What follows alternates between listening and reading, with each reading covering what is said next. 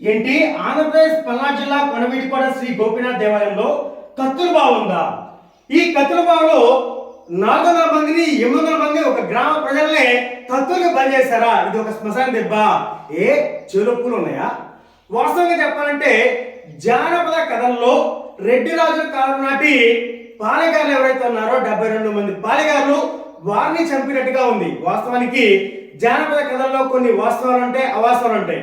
ఇది మాత్రం అవాస్తవం. ఎందుకంటే ఆ జానపద కథల్లో మెయిన్గా లకుమాదేవి అనేటువంటి వారిని తీసుకోవడం జరిగింది. అలాగే రామయ్య భాస్కర్ అనేటువంటి మంత్రి తీసుకోవడం జరిగింది. అలాగే ఒక పూజారిని తీసుకోవడం జరిగింది.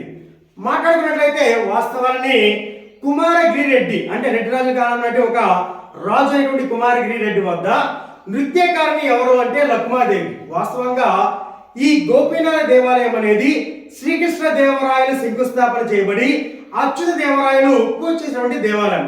మరి ఇలాంటి దేవాలయంలో రెడ్డి రాజుల కాలం నాటి వారు ఎందుకు వస్తారు అంటే మనకి చేలో పూలు పెడుతున్నారా? ఇవి వాస్తవాలు కాదు అని చెప్పేసి తెలుసుకుందాం మిత్రులారా. వాస్తవాలనే ప్రచారం చేద్దాం, నిజాలనే మాట్లాడుకుందాం, నిజాలనే ప్రచారం చేద్దాం.